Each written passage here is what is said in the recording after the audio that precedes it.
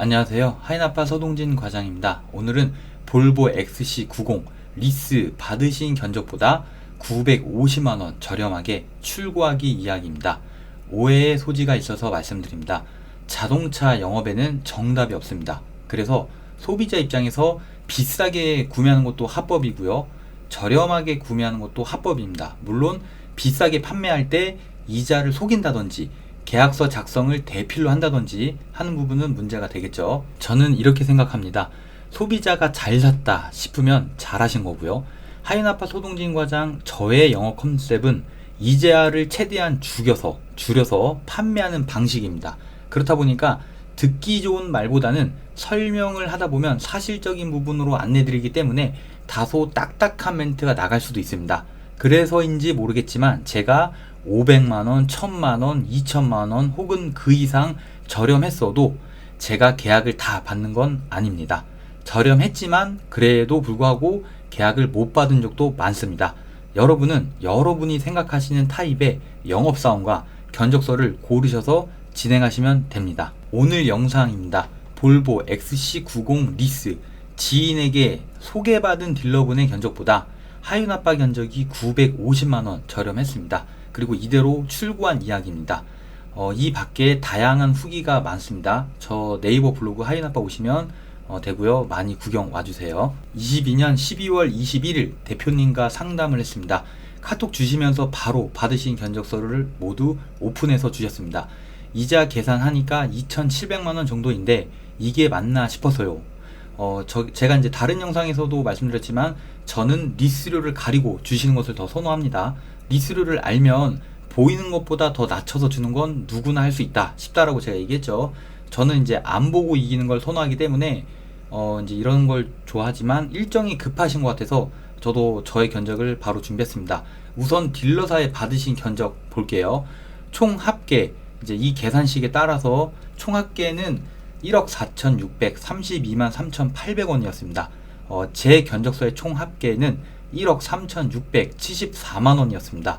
이제 이렇게 두 견적서 딱 놓고 보면 딜러사 견적서 보면 1억 4,600, 제 견적은 1억 3,600, 두 차익은 950만원이었고요. 제가 950만원 더 저렴했습니다. 이 내용을 대표님한테 카톡으로 안내드렸습니다. 대표님은 과장님께 의뢰하면 다시 대기해야죠 물어보셨습니다. 맞습니다만 다시 대기를 하실 필요 없다고 말씀드렸어요. 왜냐하면 리스만 별도로 진행하시면 되거든요. 이자가 적은 리스로 별도 진행.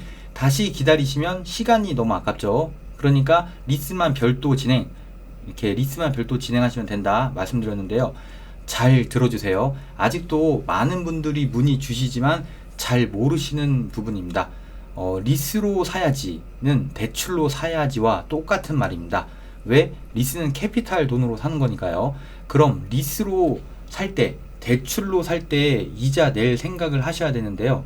리스를 해주는 캐피탈이 많이 있지만 기준금리가 다 다르겠죠. 그 중에서 가장 이자가 저렴한 캐피탈을 선호하시는 분들이 많겠지만 그런데 소비자가 받는 견적은 여기에 표기된 기준금리와는 견적과는 좀 다릅니다. 왜냐? 여기에는 영업사원들이 있으니까 여기에 거품이 추가가 되는 거죠. 그럼 어떻게 바뀔까요? 최초 금리에서 영업사원이 스스로 정하는 거죠.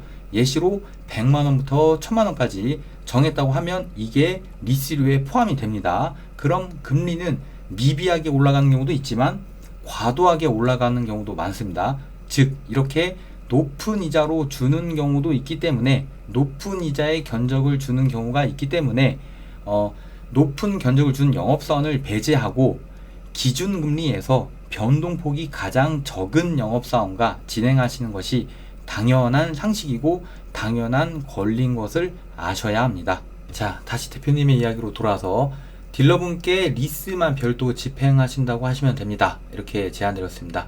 근데 이제 이렇게 하면 딜러분이 계속 귀찮게 하실 수도 있는 경우가 많기 때문에 제가 명분을 만들었습니다. 아는 동생이 있는데 리스 영업사원이다. 계속 조르고 있어서 어쩔 수 없이 해줘야 한다. 이제 이 동생이 하이나파 제가 되는 거죠. 나는 그냥 딜러사에서 하고 싶은데 동생이 계속 진상을 부린다. 그래서 이제 제 핑계를 대세요. 이렇게 얘기했죠. 딜러분도 사모님하고 조금 엮인 게 있으신 사이여서 조금 이제 이렇게 견적이 온 것 같은데, 근데 제가 이제 11년 일하면서 소개받은 경우 비싼 견적일 확률 제가 90%라고 늘 얘기했죠.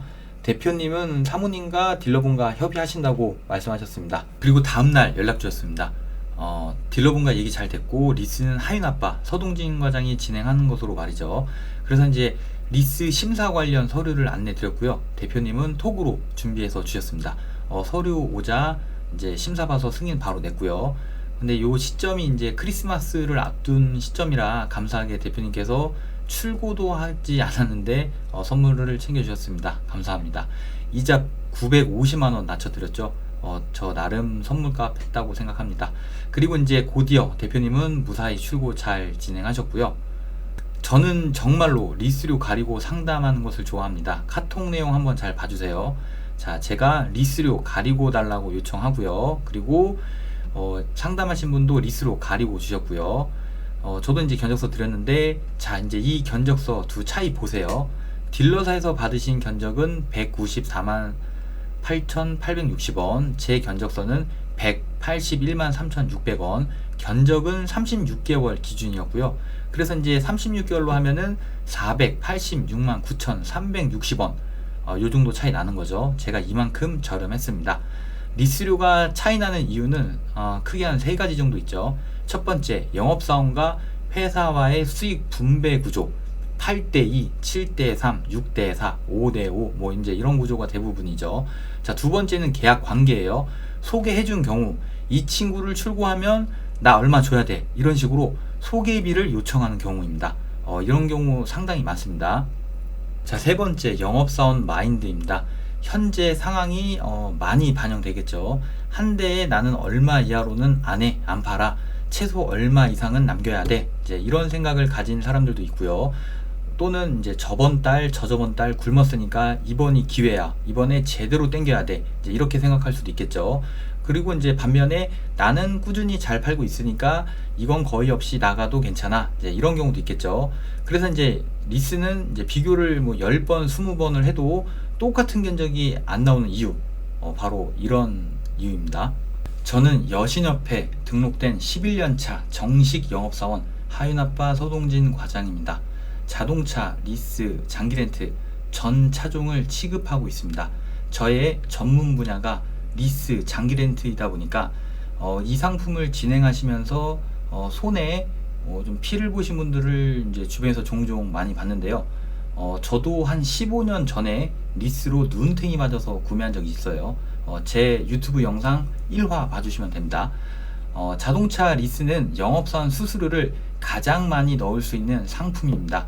그래서 비교가 귀찮은 분들은, 공부 또는 비교 계산이 귀찮은 분들은 저는 그냥 할부로 구매하시면 된다, 이렇게 안내드립니다. 할부는 최대 수당이 2% 정도밖에 안 되지만 리스는 23년 1월 기준 12%까지 최대치가 나옵니다. 즉 할부는 대충 사도 눈탱이 이자가 불가능한 상품입니다. 단 2금융 이하 이런 데 빼고요. 자, 그런데 리스는 공부 또는 비교 안 하시면 악소리 나오는 이자 경험하실 수 있습니다. 눈탱이 맞았다 하시는 분들은 대부분 보면 다 리스로 산 거예요. 제 영상은 여기까지입니다. 영상 시청해 주셔서 감사합니다. 저는 다음 영상으로 찾아뵙겠습니다. 모두 새해 복 많이 받으세요.